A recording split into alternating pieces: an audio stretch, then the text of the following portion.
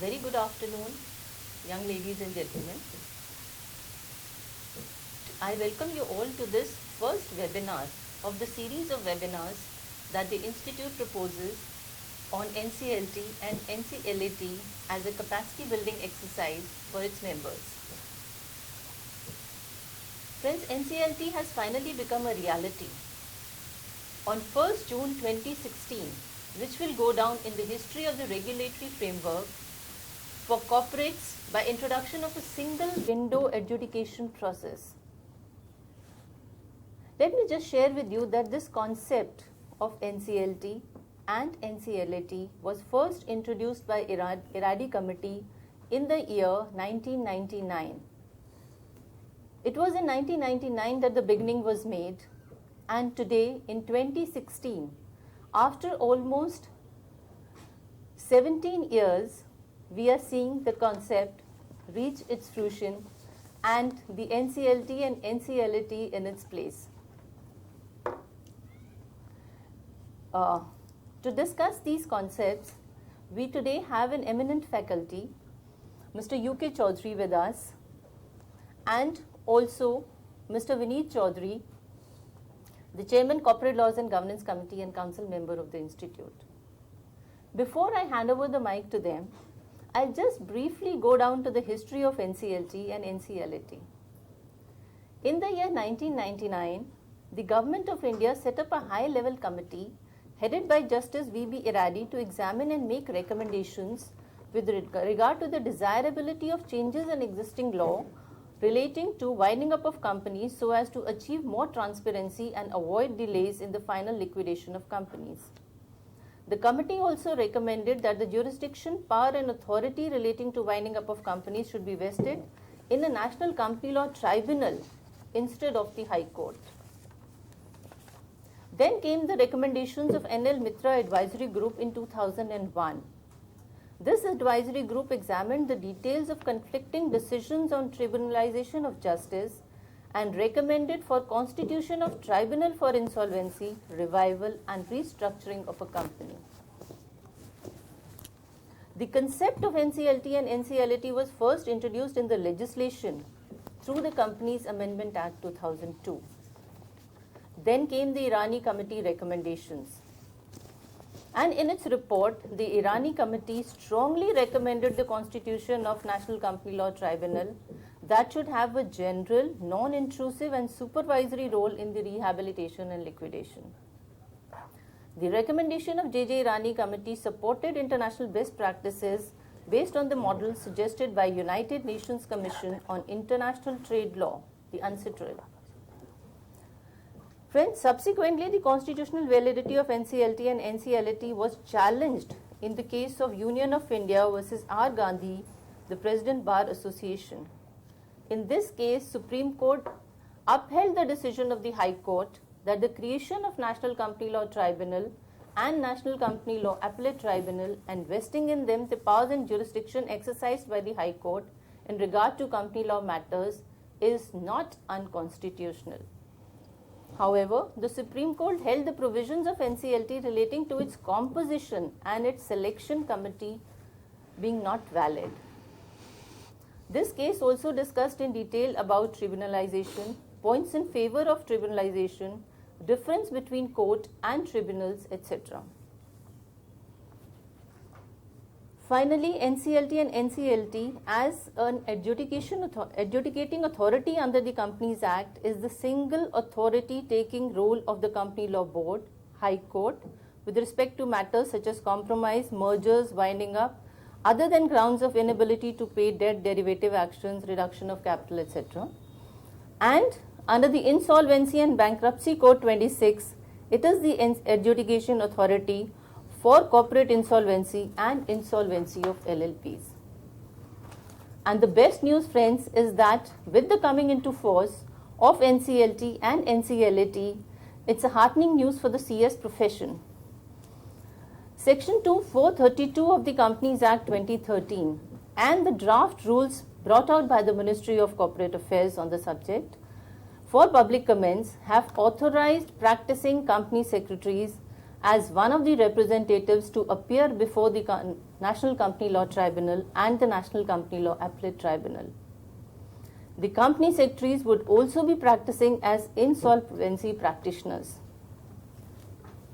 With this brief background and introduction, I now hand over to Mr. Vineet Chaudhary for his comments and for a formal introduction of Mr. UK Chaudhary.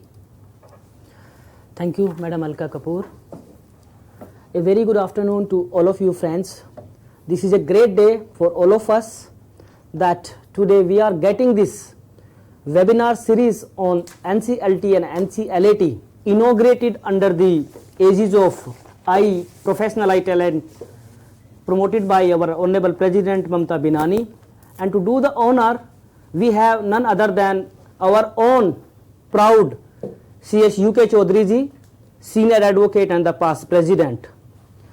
Friends, as Madam Alka Kapoor had just highlighted, with the notification dated 1st June, NCLT, the long awaited great opportunity which has been made available to we company secretaries is reality now. Friends, this is the time that we have to take the full advantage of this unique opportunity which has been made available to us. At ICSI, we are trying our level best to hold various kind of the program, including this webinar series on various topics of the NCLT, to build up the capacity of our members by which they can compete the segment with the expectations. We have got this kind of great opportunity.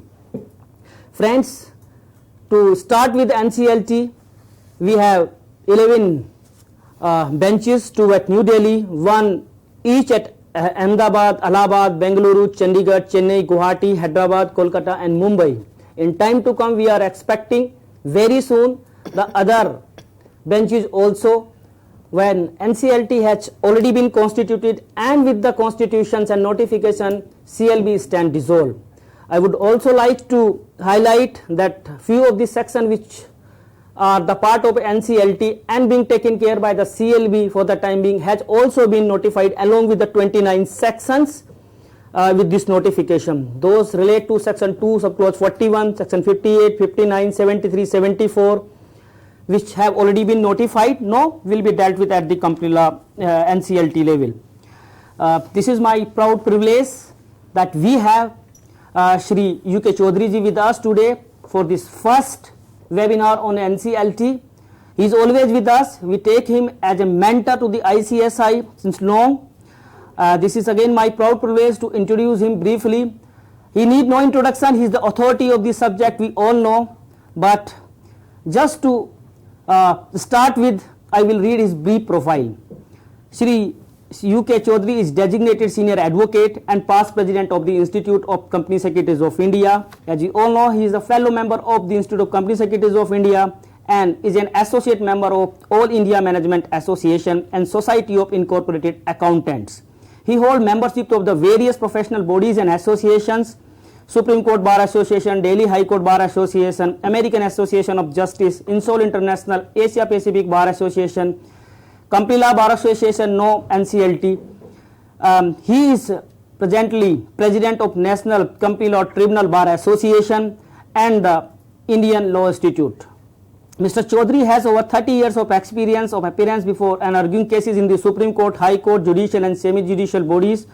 He was ranked number 1 in India amongst the top 5 legal advisors to advise largest number of public issues in the year 1993-1994.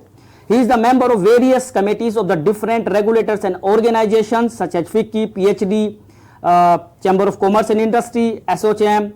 He has delivered amazingly more than 1,000 lectures and talked in various seminars. He has also authored various books and published over 100 articles in national dailies and in widely acclaimed Chartered Secretaries Journal we frequently read, and have made many television electronic appearances. He was awarded the Best Citizen Award of India 1998 and the Law Day Award. His name appeared on the 20th Century Admirable Achievers 1999. We welcome you, sir. It is our great pleasure. I am sure with your presence, the day and the starting of this webinar series is going to be a lot of fruitful for all of us. Welcome you, sir. Thank you, Vineet. Sir will be taking the topic on this to start with background and genesis of the NCLT and NCLAT, the transfer of the cases from CLB to NCLT, and impact of the Insolvency and Bankruptcy Act 2016 on the NCLT, which is again a very, very interesting area to discuss with. Thank you very much, sir. We welcome you, please. Thank you, Vineet. Thank you, Alka. Good afternoon, ladies and gentlemen, my young members. On 1st of June in the evening, I was very pleasantly surprised when suddenly an information came into me in my capacity as the then President of the Company Law Board Bar Association that NCLT has been ultimately constituted and notification has been issued that 11 benches have already been notified along with the name of the cities where they were to be established, and immediately thereafter we started the hearings on 2nd of June itself. The genesis, as the topic suggests, is that what was the necessity ultimately to change over from the Company Law Board to the National Company Law Tribunal as well as its appellate authority, and why it was considered appropriate that the time for the change has come. As already informed to you, that the background lies in various expert committees, the introduction of the National Company Law Tribunals, ultimately in the Act of 2002 amendment of the 1956 Act, and thereafter the litigation which almost sustained itself for over a period of 10 years. Eventually, when the Supreme Court cleared in January 2010 for the first time that NCLT as well as its appellate authority, NCLAT, will be constitutionally valid, we thought now the way is paved, but then the government thought otherwise. At that point of time, the government thought now the time has come to completely overhaul the old Act of 1956 and come out with a new Companies Act. So the whole process started again, and in 2013 we had the first draft, and ultimately with the sanction of both the houses of the Parliament, the 2013 Act was passed and notified.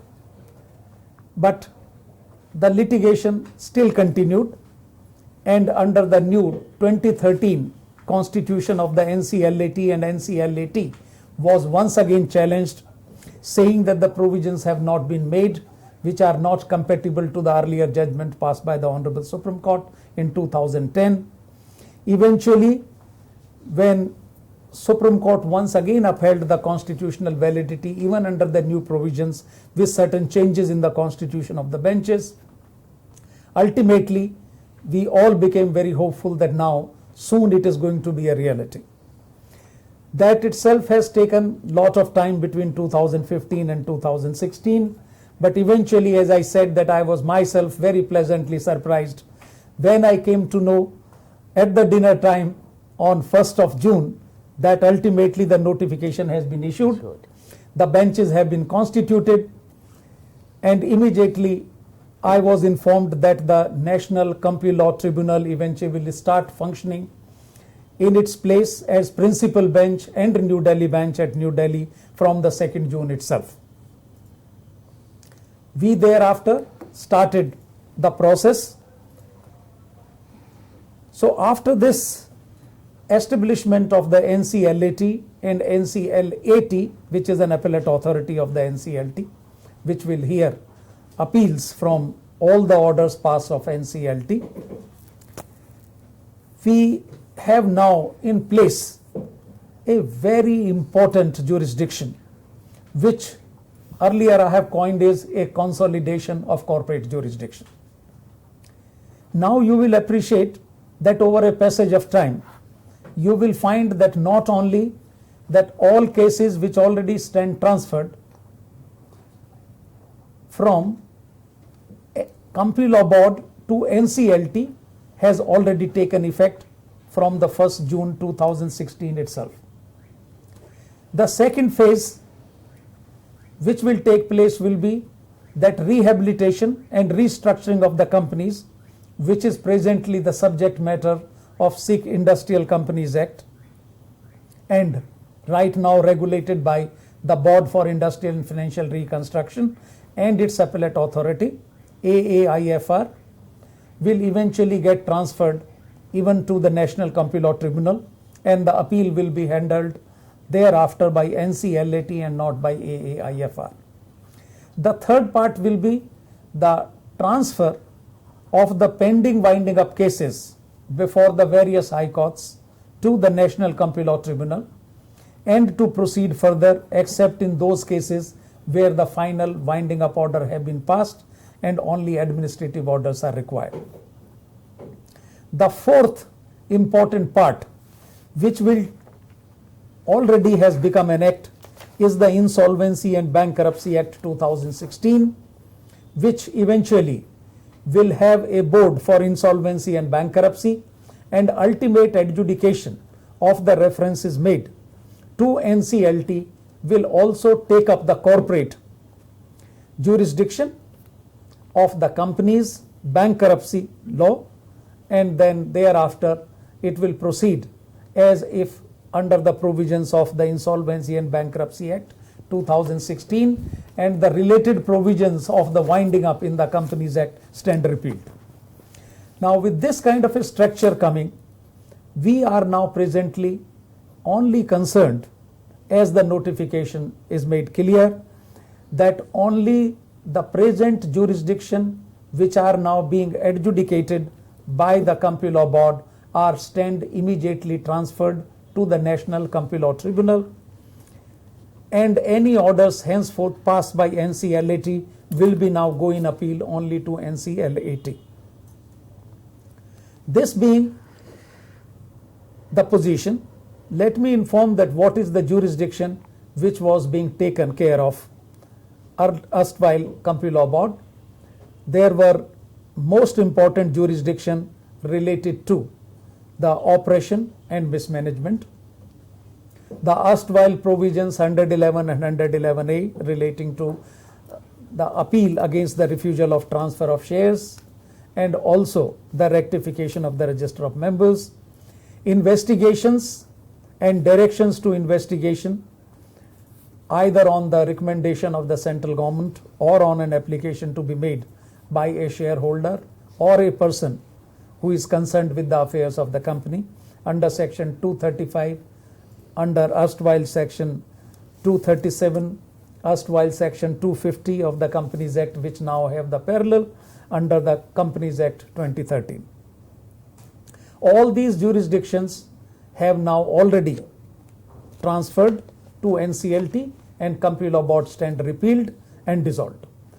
All members who were the members of the Company Law Board have already vacated, or they have been reappointed as the member of the National Company Law Tribunal, and new selection have taken place for the members of the National Company Law Tribunal. In my information, as of now, there are two benches working in New Delhi. One is the principal bench, which is presently being headed by Justice M.M. Kumar, and another bench, which is the New Delhi bench, is also headed by another judicial member, Justice B.S.V. Prakash Kumar, who is also a judicial member. Now, with this background, let me now take little time to inform you that the new provisions which have already come into force, all operation and mismanagement petitions will now be filed under the provisions of section 241 onward. There is one significant change you will find out, which is a complete change from the existing 399, that under 399 earlier provisions, a person or a body corporate who does not hold 1/10 of the membership or 1/10 of the voting power or the 1/10 of the issued capital of the company could not have filed a petition and sustained it for the purposes of the investigation into the affairs of the company by the Company Law Board. But now this power, which was vested with the central government, has also now been conferred on the National Company Law Tribunal. Therefore, if a person believes that he does not have the requisite qualification as provided in the earlier part of section 241, read with section 242, he or she or it can still make an application to the National Company Law Tribunal and say that the affairs and the allegation in respect thereto are of a very serious nature, and therefore exemption from the eligibility may be granted to such a person, and that application will be heard first by NCLT. If the NCLT is of the opinion that yes, application or the complaint must be heard irrespective of that the person is not eligible, then it will give an exemption and the petition then will be taken on record and will be heard.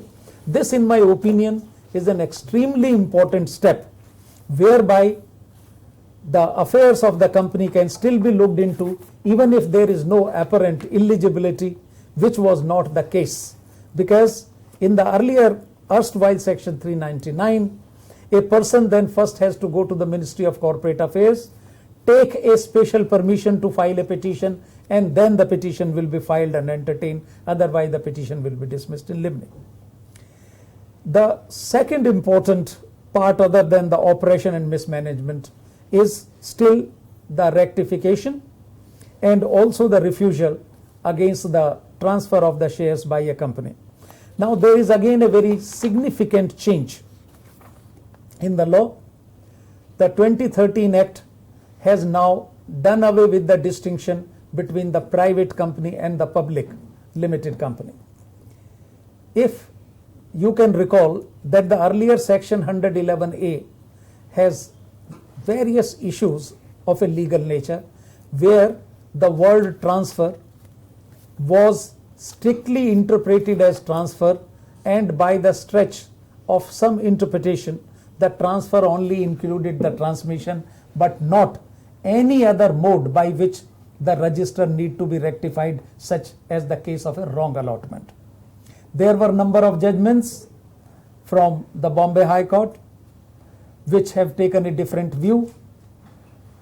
There was quite confusion, but ultimately even the Blue Coast case, the Supreme Court said that it agrees with the interpretation that the transfer cannot include allotment. But taking care of the Blue Coast judgment, which created a lot of confusion because a private company was mandated to look into the refusal against the transfer as well as the rectification. No rectification for wrong allotment was permissible under that interpretation by a public limited company. This has now been done away with if we take the joint reading of section 58 and section 59. Now it is made abundantly clear that there is no distinction as far as the rectification of the register of members is concerned, either for a private or a public company, and there is no question of only transfer being considered for the purpose of the public limited companies.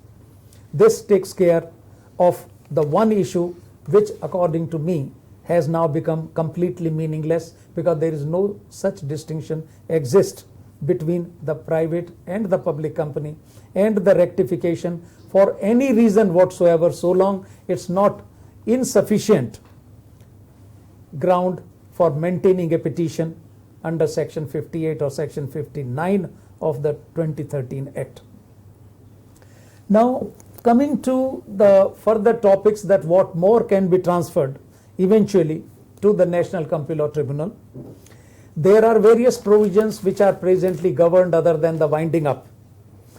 For example, the scheme of compromises and arrangements, which include amalgamations, mergers, demergers, debt restructuring, and various other schemes of compromise and arrangement which fall within the purview of section 391 and 394 of the erstwhile Companies Act, now will be under the new Act also taken up by the National Company Law Tribunal as and when the needed provisions of the Companies Act will be notified, and the jurisdiction of the various high courts in this regard will be transferred to the NCLT. There are various other new provisions in the Companies Act where various applications, I can't for the paucity of time name the various sections, but there are at least another, in my opinion, 35 more sections which will lead to the miscellaneous applications being filed before the National Company Law Tribunal under the various provisions of the Act of 2013. Some of the existing jurisdictions from the winding up will eventually be transferred to the National Company Law Tribunal, but the new cases of restructuring, bankruptcy and insolvency of the individuals will now get transferred ultimately under the new law, which will be known as the Insolvency and Bankruptcy Act 2016.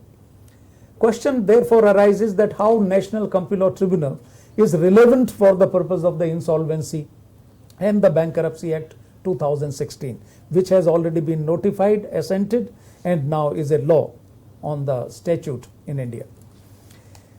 NCLT comes into the picture because there are two kinds of insolvencies which will be involved.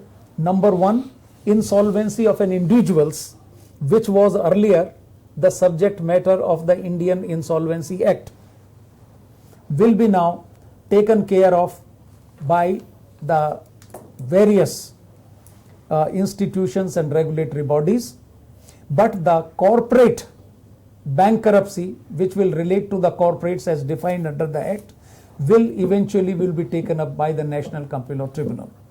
So for all practical purposes, what used to happen under the winding up, under the provisions of the Companies Act, which provisions were later on shifted to the Act of 2013 and now stand repealed because of the Insolvency and Bankruptcy Act 2016, now will be handled eventually after the board has scrutinized such cases.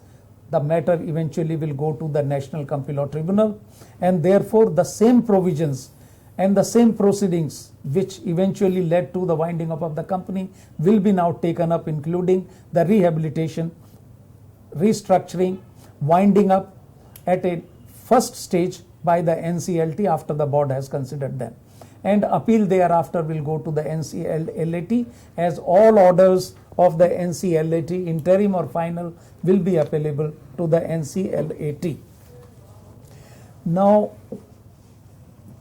going little later to the actual mechanism that how the cases are taking transfers from the various regulatory bodies or the adjudicatory bodies to the provisions of the 2013 Act and will go to NCLAT and NCLAT. Now, as I said that from 1st of June 2016 itself, two parts of the same section have already been notified, by which all the existing cases pending before the Company Law Board automatically stand transferred to the National Company Law Tribunal. Therefore, all refusal of the transfer of shares, all investigations, all operation and mismanagement petitions which are pending before the Company Law Board, various benches, will eventually get transferred to NCLT with an appropriate jurisdiction.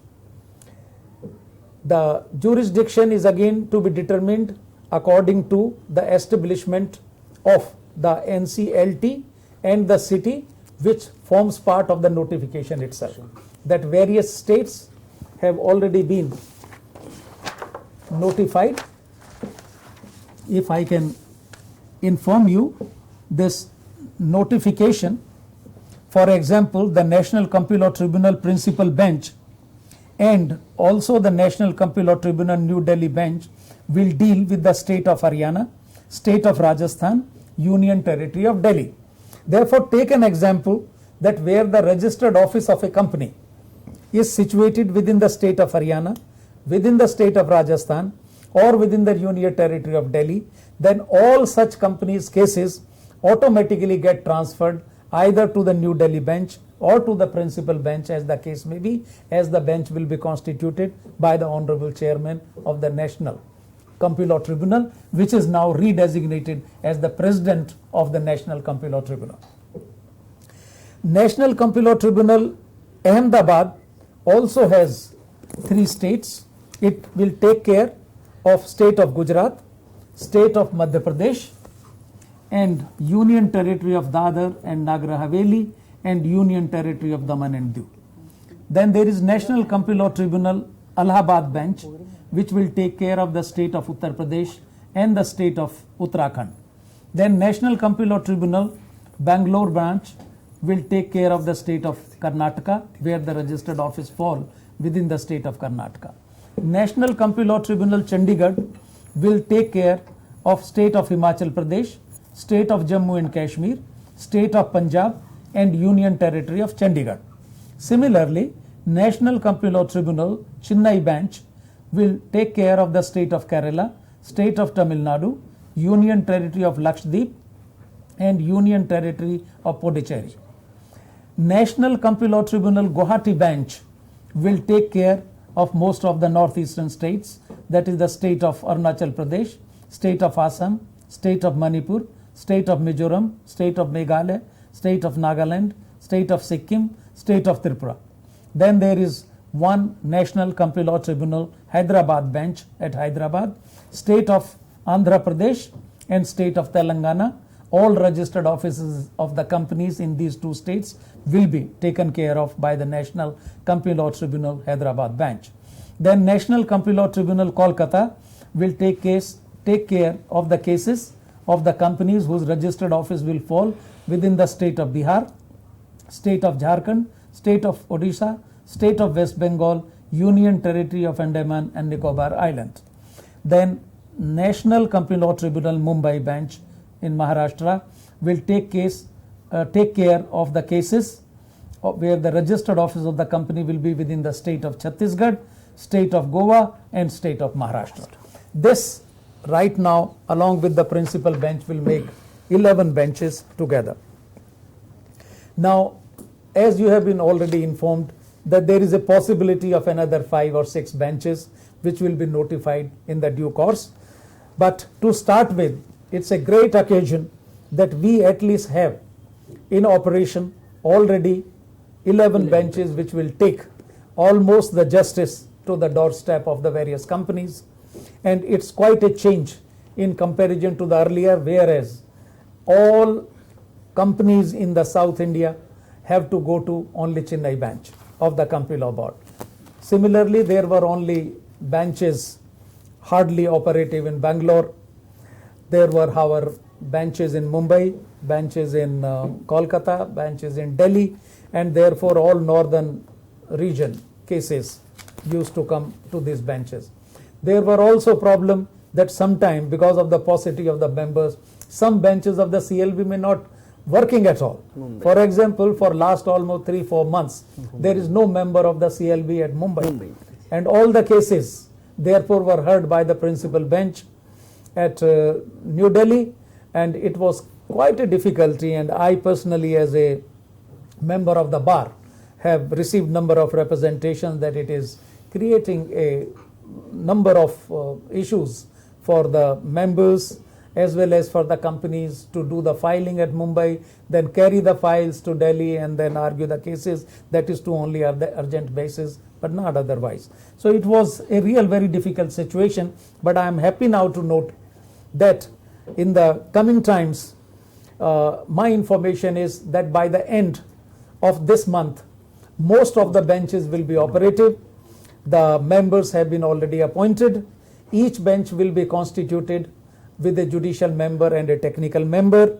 If for some reason the bench cannot be constituted of the 2 members, there is a provision in the section itself which can say that the judicial member can sit alone and decide the cases as per the notification which can be done by the President of the National Company Law Tribunal for a particular bench, as the case may be.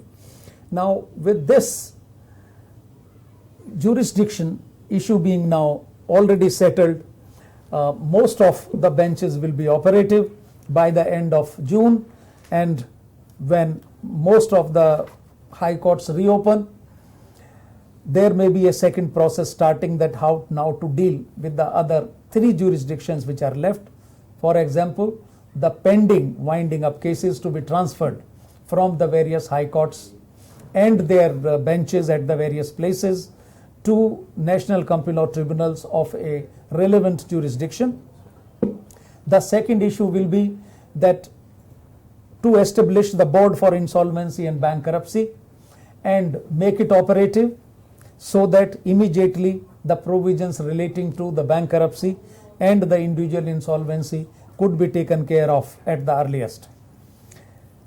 We have almost now the provisions in the Insolvency and Bankruptcy Act 2016 exactly on the lines of United States, where you can even determine the possibility of a rehabilitation of the company which is lurking in the danger of the potential sickness. And if you find out that its rehabilitation is necessary, enough provisions have been made in the Insolvency and Bankruptcy Act 2016 which can take care of such a situation, that a potentially sick company should not eventually get into the perennial sickness where it becomes very difficult to rehabilitate.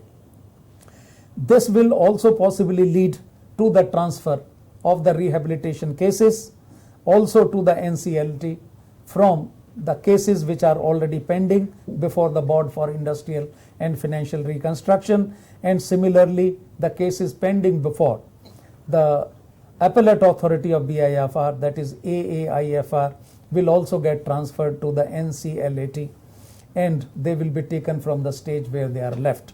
As I said earlier, except in those cases where the final winding up order has been passed or final rehabilitation order has been passed and the scheme is under implementation. This now takes me to the topic which may be very relevant to my members, that when NCLT and NCLAT in the present form or in full force will start working, what are the eventual gains for the members? Now let me start by saying this, that as I said, that there are a number of important jurisdictions which were earlier adjudicated by the various high courts, and by the provisions of the Advocates Act and the corresponding rules of the state bar councils as well as the Bar Council of India, no person other than a registered advocate was permitted to make an appearance before the High Court.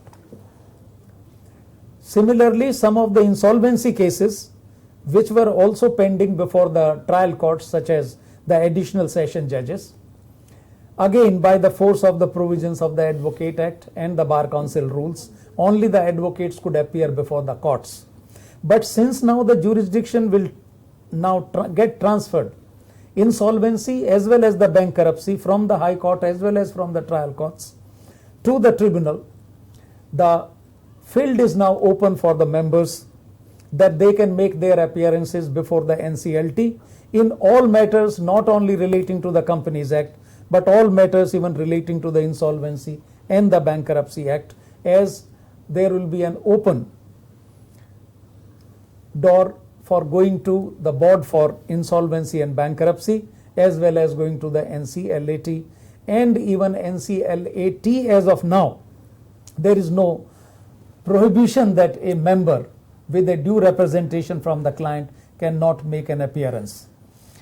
There are some doubts which I would not like to at this stage voice with concern, as the judgment of the Honorable Supreme Court in the case of NIIT, but that's a past. As of now, there is nothing which prohibits a member of my institute right now to make an appearance either before the Board for Insolvency and Bankruptcy or before the NCLT or even before the NCLAT. Now, what is the scope for their appearance will, as I said, depends actually that how hard you work, how skillful you are, and how well you have prepared yourself, not only equipped in the process of the appearance before the tribunals, a good advocacy, a good oratory, a good command over the language, a good command over the provisions of the Act, both Insolvency and Bankruptcy Act, as well as the provisions of the Companies Act 2013. What is more important is that there is something which is never taught in any college or any law school, is the court craft. That court craft has to be learned either by making regular appearances before the tribunal or before the courts, or it has to be understood by taking some kind of a steps by which you can get associated with already a person who is making an appearance before the tribunals or before the court. But even if you have to start on your own from the day one, if you are ready to work hard, if you are ready to take the challenge, if you are ready to take all kind of precautions which are required to be a successful professional, then I see no reason that why this great opportunity coming by way of a consolidated of the entire corporate jurisdiction in the form of NCLT and NLC cannot be made use of by the members of ICSI. And on our part and on the part of the council, on the part of the president of ICSI, all kind of efforts are available, all kind of steps are available, all kind of help is available, all kind of guidance is available, not only orally but in writing. With this, ladies and gentlemen, I now expect that if there is any questions particularly relating to this subject of NCLT, NCLT, then we would like to answer those specific issues and specific questions as per the issues as have been received by the institute. Thank you very much. Thank you very much, sir. Before I take the questions, it is my great pleasure to take note that we have more than 5,000 participants in the webinar now, and they are increasing as the passage of time. So before I take the other questions, we have two questions which I request you to further deliberate. One, when we can expect these provisions relating to compromise and arrangement, liquidations and winding up are expected to be transferred. And my second question, sir, whether with this Insolvency and Bankruptcy 2016, we are further going for amendment in this Companies Act 2013. These two questions, sir, probably okay, if you let, can. let me answer in the same priority as you have put the questions, and I think they are very relevant and very important questions too. Now let me answer the first question. The first question is relating to the transfer of the existing jurisdiction of the compromise in arrangements from the current provisions of 391, 392, 393, 394 and even some of them 395 and 396 to the present 2013 Act. Now this is going to be a consultative process. As you know that almost more than 27 High Court and its benches are currently dealing with such cases. Therefore, it will be a very consultative process with the respective Chief Justices of the High Courts, but also the Chief Justice of India. And therefore, according to me, this is for the government now to take this initiative in consultation with the Chief Justice of India and with the Chief Justice of the various High Courts, that how quickly they can have those files ready for a transfer to NCLT. But before that, we must have the all benches of the NCLT operative itself. Now, I do not see that right now in the present situation that all NCLT benches will be operative any part at least up to the end of June 2016. And if we start that the all benches, 11 benches are constituted, particularly with the judicial member and the technical member, then I see that at least the consultative process can start from 1st of July when the courts reopen. Most of the high courts in the northern India and in the eastern India is currently closed for summer vacations. Even the Supreme Court is closed. The judges are traveling, and therefore it will be very difficult to say that any meaningful consultative process can start before 1st of July 2016. but it is certainly going to take some time before these cases, which are part cases of the winding up before the company judges, and some of the schemes of mergers, amalgamations, compromises, debt restructuring, etc., which are pending before the, and some miscellaneous applications like 630 applications, etc., they may take some time before they are actually transferred to the NCLT. The second question which you have said is insolvency and relating to amendment. That the amendment of Insolvency and Bankruptcy Act affecting the provisions of Chapter 19. Chapter 19. That is the Companies Act. My information is that, as I understand, that Insolvency and Bankruptcy Act 2016 has already made a provision that as soon as this will become an act, which it has already become because it has the President assent and it has been notified, the provisions of Companies Act Chapter 19 already stand repealed. And therefore there will be no provision, no further amendment in the Companies Act will be required to delete those provisions. They can be, as and when the new printout of the Companies Act 2013 will come, you will find that there will be that repealed by the Insolvency and Bankruptcy Act 2016. So this will take care of Chapter 19 and there will be no winding up provisions in the Companies Act 2013. Thank you very much, sir.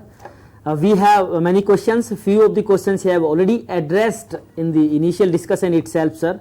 Like one of the question has been repeatedly asked, what will be happen to the cases that are being transferred to NCLT from CLB, and what is the impact on the pending cases, sir? I have already said that as far as the Company Law Board is concerned, it stands dissolved with effect from 1st of June 2016 itself, and all the pending cases at whatever the stage they were already stand transferred to the principal bench and the New Delhi bench, and as and when the new benches will be established, which I am very, very hopeful with my information that all benches will be operative by the end of June 2016. Therefore, all CLB matters which are pending and presently not being considered will be taken care of on board by the various National Company Law Board tribunals at the various places. Other questions are relating to the scope of the company secretaries before the NCLT and NCLAT.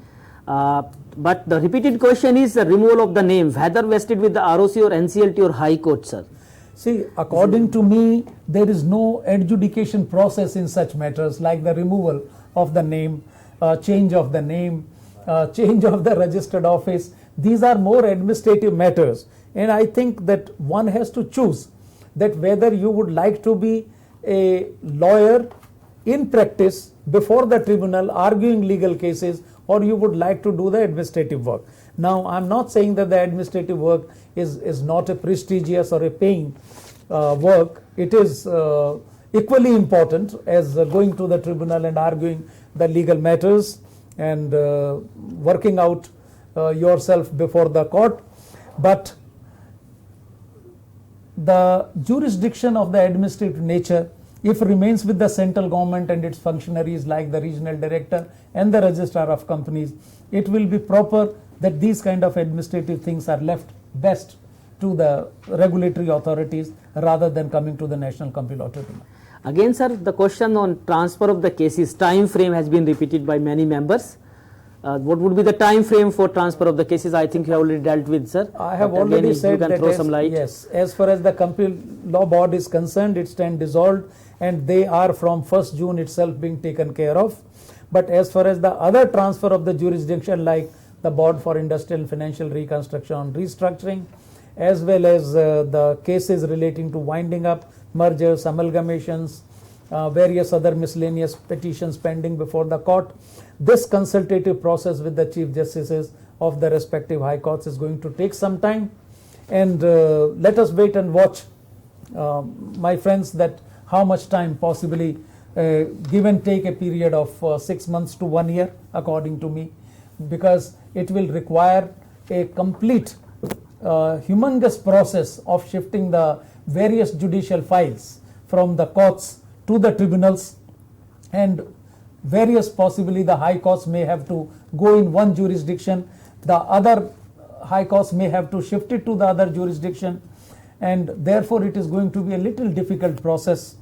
And even if it takes some time, eventually, since the process is now rolling, I'm very hopeful that if not within 6 months, then at least in 1 year, I'm hopeful that the whole consultative process will come to some meaningful end.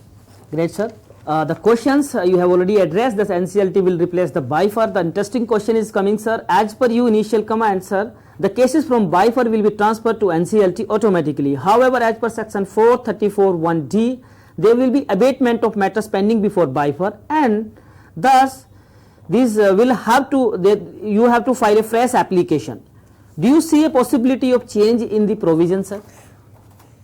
Yes, I see that this can be even possibly notified, that instead of filing a fresh application, which will result into a lot of wastage of time, if we can start from the process that it will culminate, like in the cases before the CLB, if it can culminate it into the process, I see that I am hopeful that with certain representations coming, maybe the government will come round and say there is no need for filing a fresh application, and all those cases which could not be dealt with by the BIFR because it's repealing can automatically from that stage can go.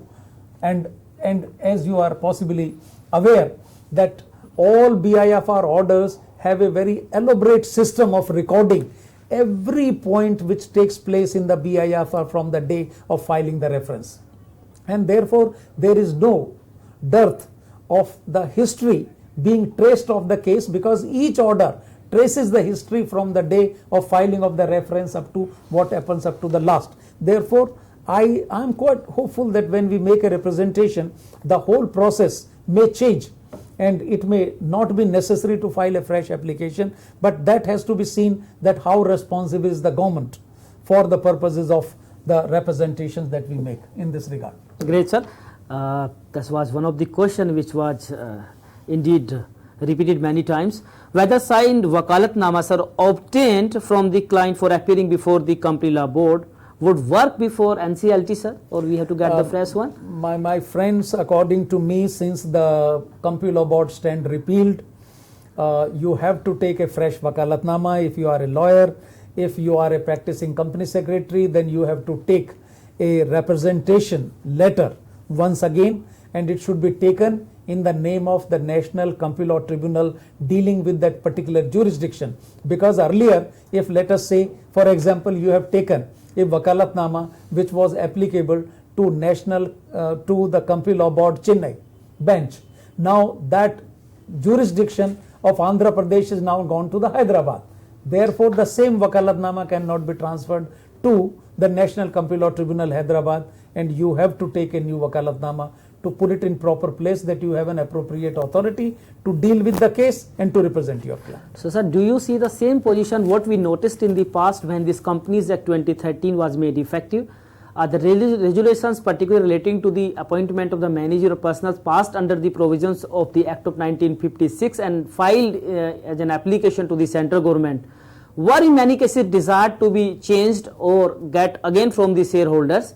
Do you see, sir, that again we have to go back to the competent authority at board, or as the case may be to committees, to get the fresh wakalatnama, sir?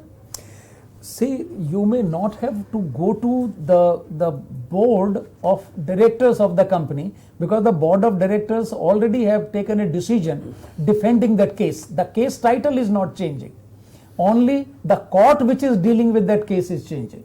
Correct. And therefore, if there is an authority with one director, with the permission of the board of directors, that director can sign a fresh wakalatnama, and you need not to go to the board of directors again. Great, sir. That will help a lot to all of us. Further, sir, can a company secretary in practice appear before NCLAT, sir? Yes, as of now, yes. But as I said, that there were some adverse remarks by the Honorable Supreme Court in the case of NIIT, which was again an appellate authority of the income tax cases, and the constitutional validity of that was challenged and not upheld by the Supreme Court, only for this reason, because they said that this is a case of appeal is on a question of law, and possibly a person who is not qualified in law cannot make this kind of representation validly before such a tribunal. But that is in reference to a different tribunal.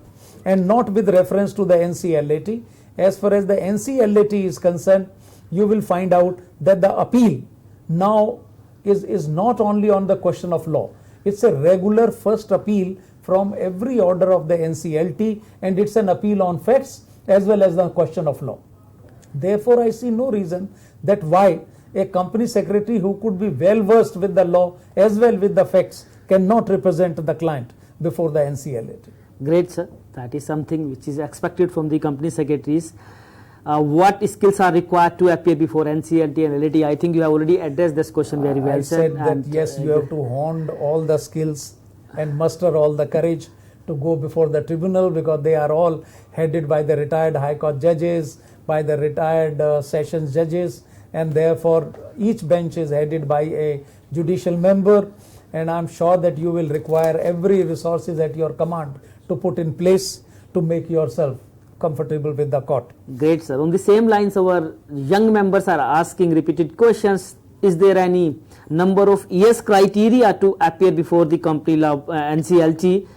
Can a fresher company secretary appear before the NCLT or not? Yes, as I said, that to get the skills and to go and face some experienced judges, it will be proper that you first get yourself trained rather than trying your hands afresh. Get yourself attached to a practicing company secretary who has an experience of 5 years, 10 years, 15 years, or get attached to another professional who has an experience of appearing before the court, because sometimes even those who stand and watch also serve, and therefore it's not necessary that from the day one you should go and open up your argument, because sometimes it becomes very embarrassing that the judge is asking you some question and you are not in a position to answer or even understand that what the judge is asking you, and it could be very embarrassing for your client. Therefore, I will suggest that before you take this kind of a courage of going to the court, which is almost the NCLT is dealing with all kind of issues of law and facts, and NCLAT also dealing with the issues of facts and law, you require to be very proficient in law, as well as you should be very well equipped with the facts of the case. And therefore, though I see no reason that why a fresher cannot go, if a fresh LLB can go and argue a case from the day one, but as you know that there is a practice of the juniors and seniors, and most of the lawyers will not venture out to go to the court. First they get attached to a senior or to a person with experience of more than a decade, and then learn from the process of visiting the courts on daily basis. I suggest that this is the process which eventually should be adopted. Sir, the questions is again coming on the insolvency board and bankruptcy. What would be the role of NCLT under Companies Act 2013 and Bankruptcy Act 2016, sir? See, as I said, that Insolvency and Bankruptcy Act is consisting of two parts. One part will apply only to the individuals, which earlier was handled by the Sessions Court. The second is the bankruptcy, which used to be handled by the winding up courts in the High Court. Now, the NCLT will deal only with the second part of the bankruptcy, which is mean the bankruptcy only relating to the corporates, which is also defined in the Act itself.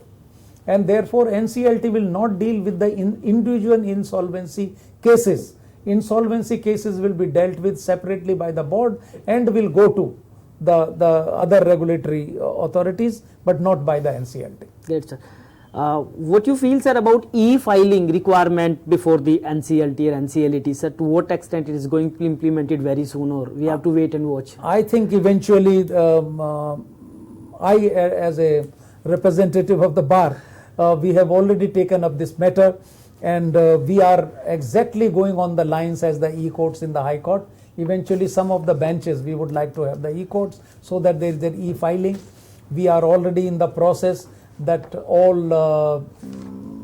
the roster of the judges, all cases, everything is put on the mail so that nobody has to go physically go through the list of the cases, etc. We are already in the process, and the bar is also giving number of suggestions to the honorable benches and the honorable president and also the honorable chairperson of the NCLAT in this regard. I am very hopeful that sooner or later like what is happening in like Delhi High Court already has out of almost 27, 28 courts, it is already working on 3-4 as a complete e-court, and it's a complete paperless court. So the very interesting question coming on that, can I file a petition or an application through email?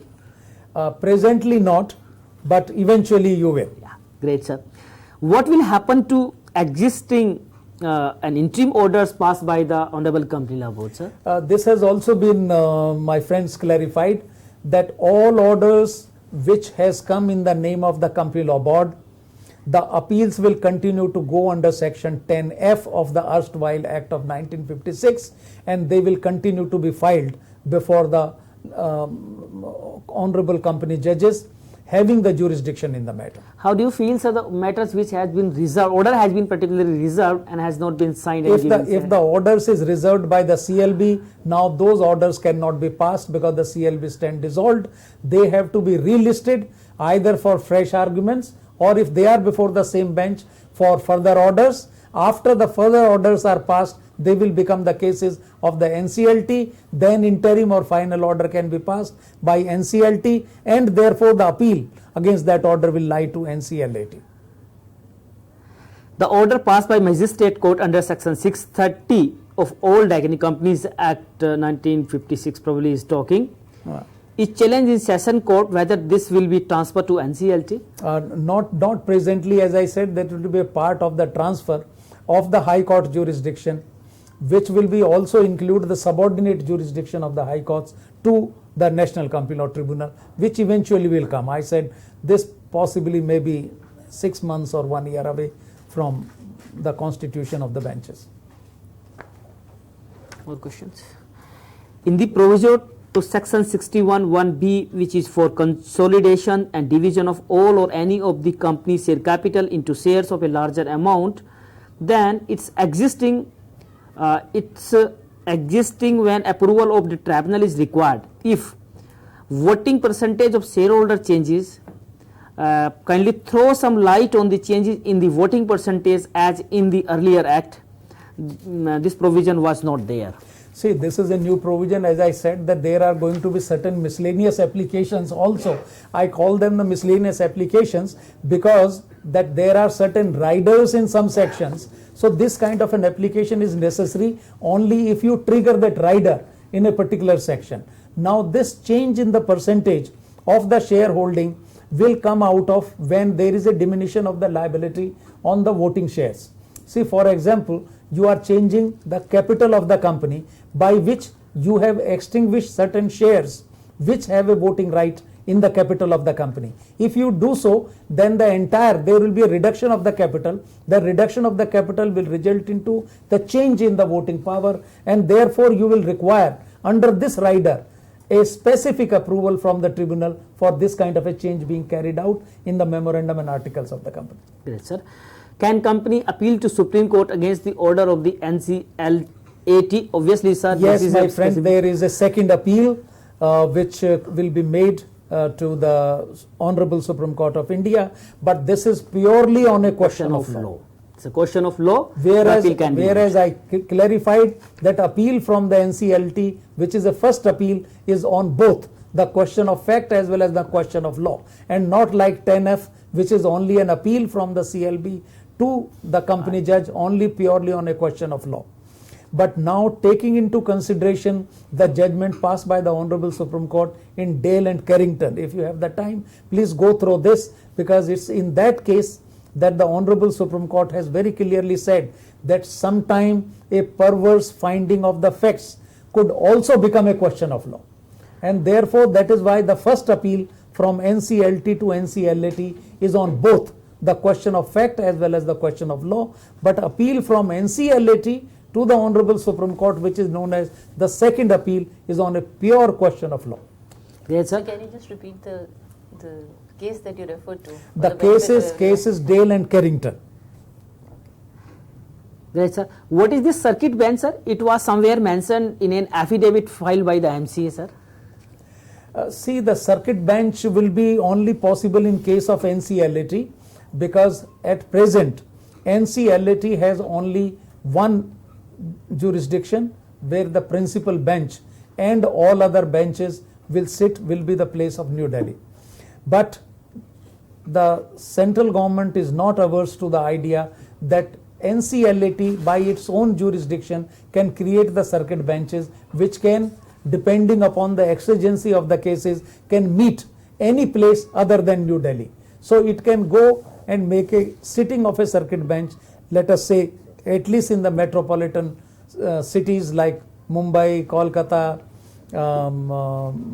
Hyderabad, Chennai, and maybe even some larger benches if the exigency of the circumstances so required. But that will depend purely upon how the chairperson of NCLAT will constitute the circuit benches. Great, sir. So many other questions have already, sir, already responded. The proceedings and all concluded, then the decision is pending whether the fresh arguments are required or not. Being entrepreneur, why someone should not be allowed to appear and argue his case? One can always appear in person. There is no restriction that you have to necessarily engage a lawyer or necessarily engage a company secretary to represent a company. Even a representative of a company directly can appear. There is no restriction either in the rule or in the act that you have to be compulsorily. It's only a matter of convenience, because even in the High Court and in the Supreme Court, some people appear in person. And therefore, there is no restriction that a person cannot appear. If you feel that you know your facts, you know the law, and you know what the judge is asking you the question, you need not to hire a professional to represent. But please appreciate that why the institution in the first place of the lawyers was created. Because when you go to the court, you have to be extremely dispassionate about your case. Since you are involved in your case so passionately, you may not do justice of representation. And that is why that there is an institution of the lawyers or the institution of the advocates who take up your case completely dispassionately. And that is why. But otherwise there is no restriction that you can't go in person. For example, if a petitioner wishes to argue in person, a petitioner can argue in person without the company secretary or even without a lawyer. Sir, can you throw some light on the code of conduct for appearing before NCLT? And the second question, which is I think I can address, sir, being a PCS, do I need to register with NCLT to represent before NCLT? No, I don't think so. There is no such there is no such registration requirement. Code of conduct, sir, you can throw some light. We have our own code of conduct. Bar Council have their own code of conduct for the advocates. But let me tell you that other than that, please now you have to hear me this out. Yes, sir. That earlier, before the Company Law Board, there was no provision for a contempt. Therefore, if you misbehave yourself, if you do not go in a proper dress, if you do not make a proper representation to the court, if you do not address to the court with a particular decorum, then there was at the maximum you could be reprimanded and let go. But now, since the National Company Law Tribunal has the power of contempt and to punish for the disobedience of its orders or for obstructing the justice being carried on by the NCLT, now you have to maintain a particular decorum before the court. For example, you have to be properly dressed, you have to address the court properly, you have to take care of the questions which are being answered, you can't lose your temper, and therefore this is the code of conduct which will apply, which applies normally to the lawyers in the High Court and lawyers to the Supreme Court. The same way you have to behave yourself with the NCLT as a practicing company secretary and also before the NCLAT, because both of the forums now have a power to punish for the contempt, which include the obstruction of justice. Great, sir.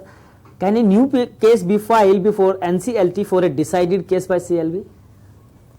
If there is a change in the circumstances, certainly that you can file a new case. But if the facts are the same, there is no change, then it will be dismissed in limine. Because there is a saying in law that you can't agitate the same issue twice. Is the number of benches sufficient to take care of the large number of the cases pending before CLB, so. High Court and bypass, sir? I think so. And when you see the second phase of the benches, sir? I see that maybe in another 6 months or 1 year there may be another 5 or 6 benches. But according to me, even 11 benches is sufficient to take care of the litigation which is presently, because if you go by the fact that there were only 4 benches of the CLB or one additional bench at Bangalore, that is maximum 5 bench, which one of them was never operative. There is only 3 or 4 benches of the BIFR. There is only one appellate authority having 1 bench, and there are various high courts judges which were dealing with the winding up and miscellaneous applications, but most of the high courts did not have a special company judge. There were a roster which was given to a company judge, and in addition to his normal roster, he was also dealing with the company cases. Therefore, if we concentrate on even carefully on 11 benches, I think it will be sufficient. The issue may arise in the NCLAT, that whether the appeals coming from the various benches, interim order as well as final orders, can be handled by 1 bench or 2 bench or 3 bench of the NCLAT. That will depend upon how many appeals are coming, and I am very certain that the government as well as the chairperson of NCLAT will find out a way to create more benches of NCLAT. Question is, sir, in appearing several times in CLB, even after submitting written arguments, hearing takes place, whether the same culture will be followed in NCLT as well? I don't think so, because as I said that now NCLT has the different benches, and most of them are headed now only by the judicial members or by the retired High Court judges. They are already used to taking note and deciding their judicial issues very quickly, and I don't think that therefore after the submission of the written let us say statements or the written arguments, further hearing will be required before the judicial members. Why state high courts have been kept away from the provisions of NCLAT? Why it went to Supreme Court? State where probably you want to ask these questions, what have been the reason? Because possibly they wanted to reduce the number of appeals. You know, possibly, if I can advise you, please read section 101A of the Civil Procedure Code. That second appeal in all the high courts have now been already refused by the provisions in the amendment in the Civil Procedure Code itself, and only therefore for that reason. But you never know, eventually suppose the Honorable Supreme Court does not appreciate the all appeals coming from NCLAT, doesn't stop the Supreme Court to pass an order that no, there should be one more appeal in between. But I feel that it will be otherwise sufficient, that there should be less appeals and there has to be finality somewhere on the orders. So according to me, NCLAT, which is in first appeal on the facts as well as on law, must be sufficiently dealt with, and it should be a final order. Does the insolvency code is writing actually will affect the proceedings where the creditors has already initiated the proceeding in March and sent the notice for winding up of the company? Yes, they can restart the process in accordance with the provisions of insolvency and bankruptcy. One question which has been addressed to us, sir, you are obviously the part of us. Will ICSE hold moot courts for practice to present case before Honorable NCLT bench because it is in a very hard for a fresher to appear? Obviously, sir, this is one of the try that we are trying our level best. We have already visited at various places to find out the good moot courts which we can do the recording and can give the opportunity to our members to come forward. In Noida, I have tried. We are at an institute in Noida going to create our own moot courts in the next 3-4 months, and we will start continuous training program there, and anybody is interesting. We have also requested our regional councils and the chapters across the country to identify such places and start classes for our fresher members and including senior members also. So sometime it is required, and take the help of the seniors who are appearing before the CLB and now will be appearing with the NCLT, like we are taking you here all the time, sir. And we have also tried tied our hand with the NCLAT Bar Association by which we can give the adequate training to our members for appearance before the NCLAT, sir. That is one of the point which we need to address very fast, sir.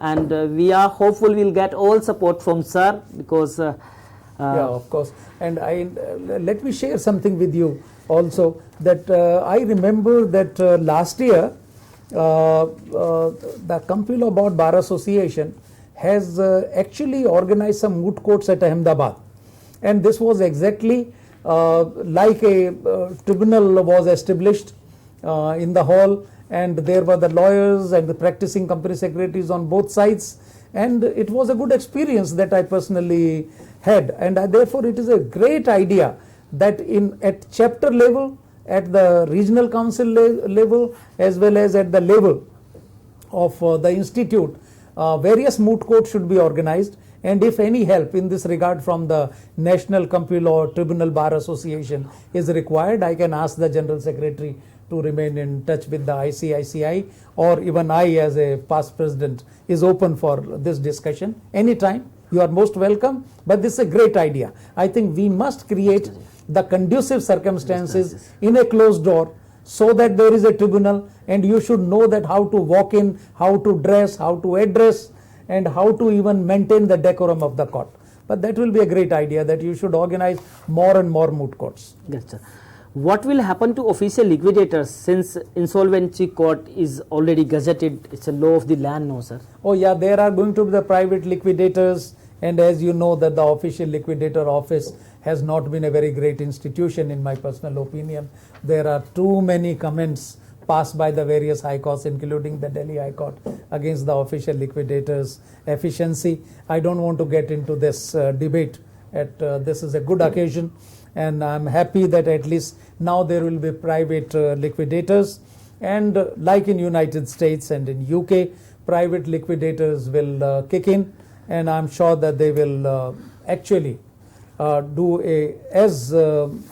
a better job at least than what the official liquidators have done in disposal. And in fact, that is one of the concentration of the insolvency and the bankruptcy law of 2016, that it will concentrate on the quick disposal of the assets. Great, sir. Which according to me is a great achievement, because it will not only save the national wastage, but it will also add value to the realization of the assets at the quickest possible time.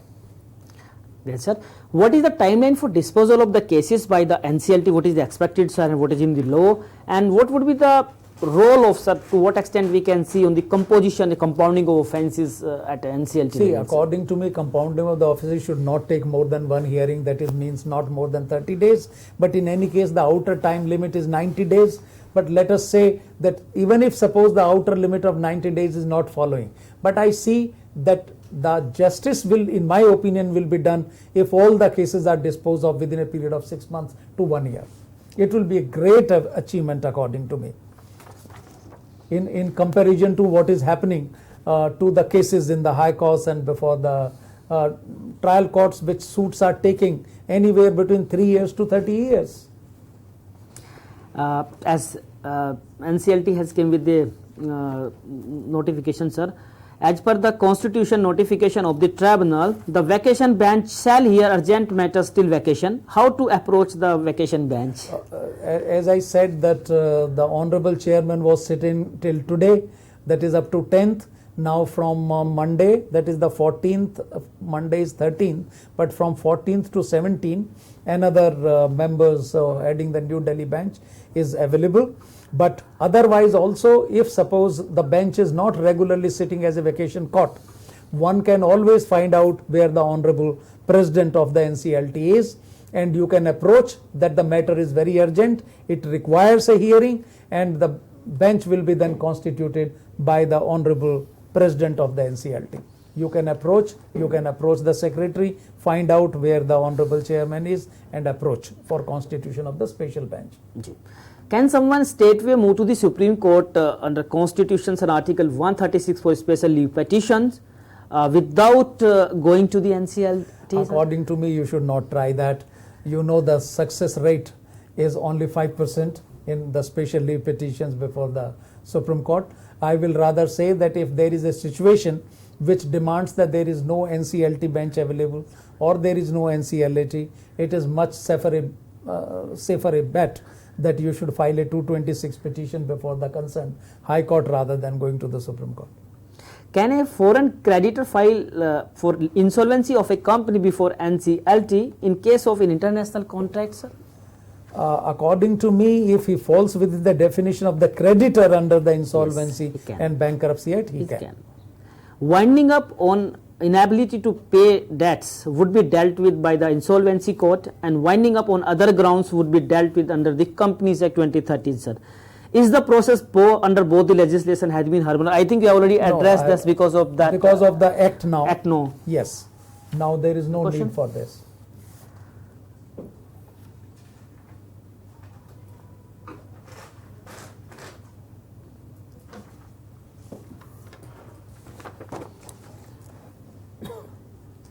Will ICICI issue guidance note or NCLT?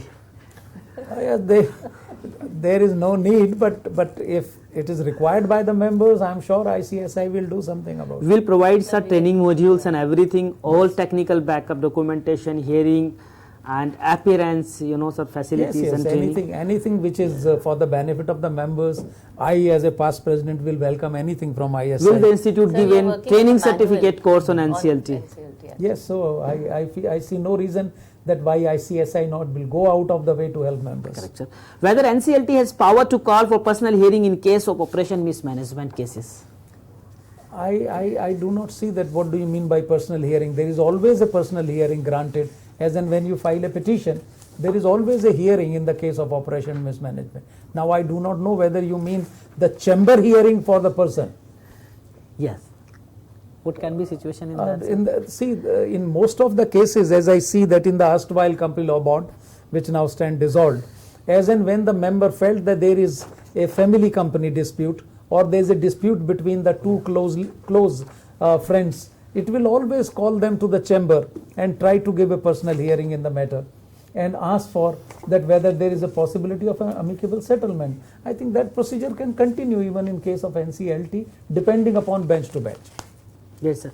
Can you throw some light on the NCLT website, sir? Whether it will be new website or they are going to change this website when it will be operational? They have already started a website as far as the NCLT is concerned.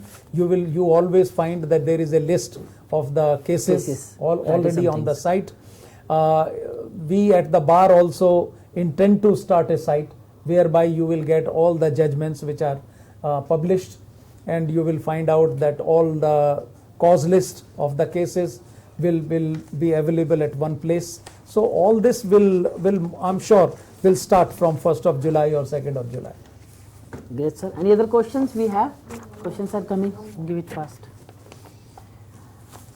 This is a great opportunity, friends. You can ask as many as questions you want. Probably this is the difference. We have the physical seminars in which the speakers one side speaks, and the platforms where you have a great opportunity to ask the questions from the expert, and you can imagine the kind of expert we have with us. So probably take the full benefit of this unique opportunity. Will the format of filing the application at CLB will be same as we had with the... Yes, almost, except that the titles will change. Only the title will change, but the e-forms and other prescribed formats are coming in the rules, sir. Yes. So we all are waiting the rules actually, and I am sure in the next week we will have the rules also with us. We will have. I have been informed that the rules have already been seen, yes, sir, by the respective president and the chairperson of NCLT and NCLAT, and they are likely to be notified very soon. Right, sir. So as soon as you find that, then there may be kick-in of the even e-filing at that point of time. I am sure, but sir. Otherwise, the format remains the same. Yeah, I am sure, sir, with the notification of the rules, it will give the answer to many of the questions, and will again post many questions, sir, which we have to address, because sometimes we have noticed before the rules have been made effective, things have been different, and after it has been notified, so some ambiguities has arisen which need to be addressed. No, I do not know whether it will clarify or whether it will compound that is something, the issues. That is something I'm saying, sir, it will open. But I find out that if you read them carefully, I myself have gone through the draft rules, and I find out that it will solve most of the problems. We have also been the part of that, sir, at the Company Law Committee, High-Level Committee, as well as at ICSI. We have given a lot of time. Myself, I have been in that committee. So if you carefully Lakshmi from ICSI, so we have done a lot of work. Certainly. If you carefully read all the rules and regulations, I think 90% of your issues will get resolved. Another question is coming: can a CSL become an insolvency professionals by default, or in time there has to be some test or examination? No, according to me, you should target it right now. You should become an insolvency professional.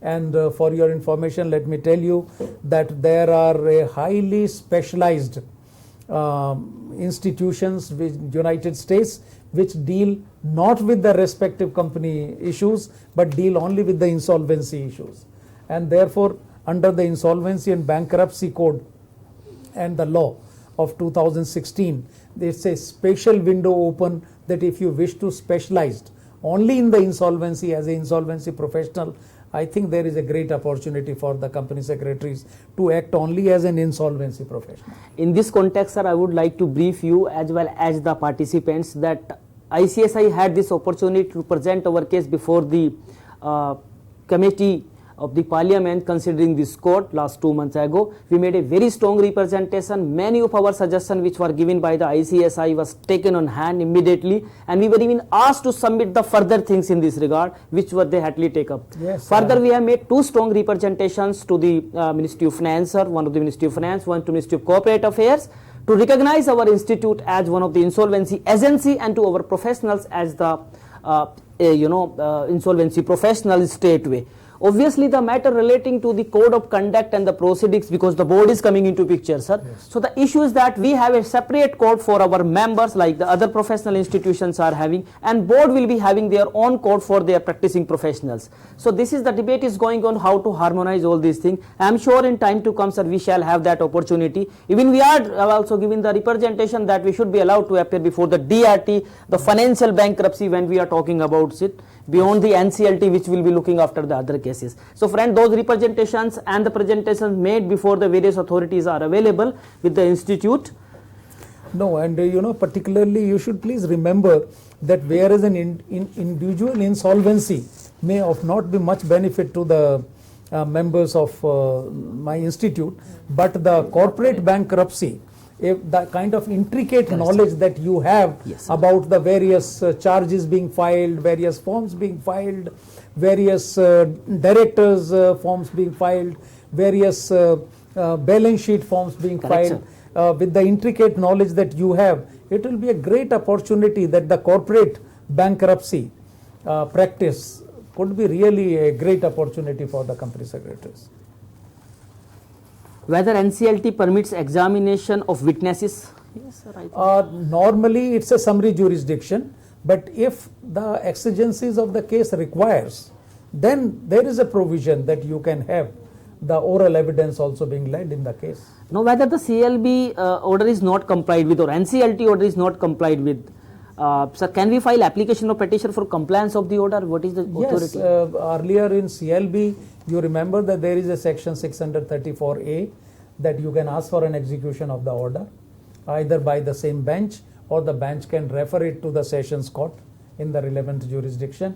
The same provision exists even in the NCLT, that if the order is not being complied with, in addition to the asking for its compliance, you can even ask for a contempt of court proceedings to start for a disobedience of the order of NCLT.